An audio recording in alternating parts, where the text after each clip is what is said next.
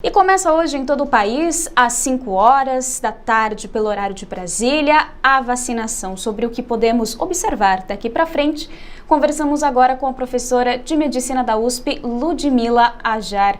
Doutora, bom dia, bem-vinda. Bom dia. Agradeço você a oportunidade. Sim, doutora, uma ótima notícia e nós temos agora muitas coisas para destrinchar sobre isso. O Brasil dispõe, por exemplo, de 6 milhões de doses da Coronavac e a distribuição da vacina será feita para pontos focais, já previamente definidos em cada estado, de acordo com o ministro Eduardo Pazuello. Essa disposição inicial, doutora, de doses é suficiente para atender o grupo prioritário dessa primeira fase? Provavelmente não. A gente sabe que a aprovação ontem emergencial, tanto das vacinas Coronavac e Oxford, representaram realmente um grande marco para o Brasil na contenção desse vírus, mas a quantidade que temos hoje é absolutamente insuficiente. Ela apenas representa um início, mas lembrando que 6 milhões de doses são menos que 3% da nossa população.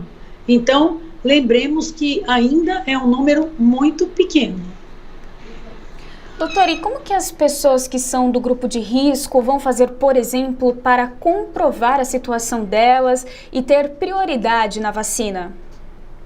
Veja, de qualquer forma, tem a questão da idade, dos profissionais da saúde, dos grupos dos indígenas, das populações institucionalizadas. Então, esses grupos são muito fáceis de serem comprovados, com carteiras profissionais, no caso dos profissionais da saúde, demonstração de institucionalização e etnia, no caso dos indígenas. Quando nós formos para a questão comorbidades, provavelmente essas pessoas terão já registro no SUS, registro das comorbidades, e aí o governo brasileiro, do ponto de vista logístico, vai adequar essa confirmação. Mas é claro que é o pontapé inicial, as 6 milhões de doses. Agora, o governo, as instituições já estão numa busca ativa por um número maior. O fato é que a gente começou meio tarde, mas dá tempo e agora a gente tem que correr atrás de um número mais adequado diante do que a gente tem passado com essa doença no Brasil. Doutora, e Pazuello afirmou também que a vacinação contra o coronavírus deverá ser repetida anualmente. Isso de fato pode acontecer, inclusive esse fato das mutações, as novas variantes aparecerem, contribuem para que a substância tenha que ser renovada anualmente? É bem possível, nós não temos essa certeza ainda. Pela característica da doença viral, a questão do vírus sofrer mutações, ela é bastante esperada e isso acontece em praticamente todas as doenças virais.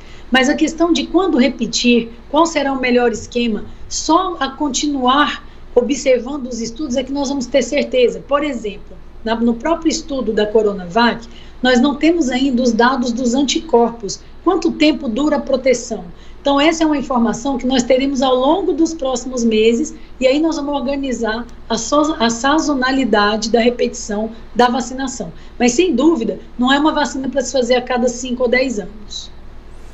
Doutora, agora muita gente estava à espera desse momento, a ansiedade é grande, só que mesmo com o início da vacinação, nós devemos continuar com as medidas de segurança. Em que momento nós teremos a pandemia controlada ao ponto para que, aos poucos, deixemos de usar a máscara e todos esses protocolos do qual adotamos ao longo do último ano?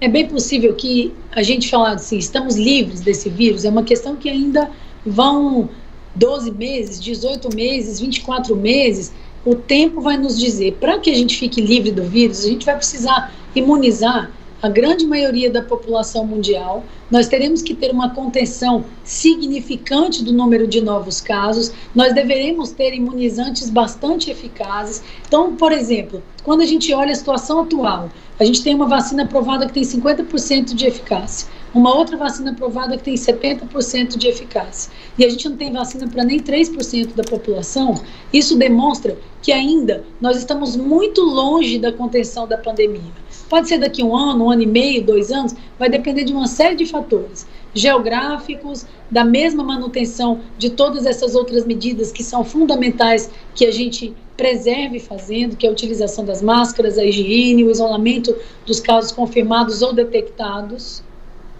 Entretanto, a gente precisa sim garantir uma cobertura vacinal e universal. e nós não temos realmente esse ponto ainda definido, porque depende de logística, de produção, de plano de imunização e também de como é que as pessoas, agora na vida real, vão se mostrar do ponto de vista de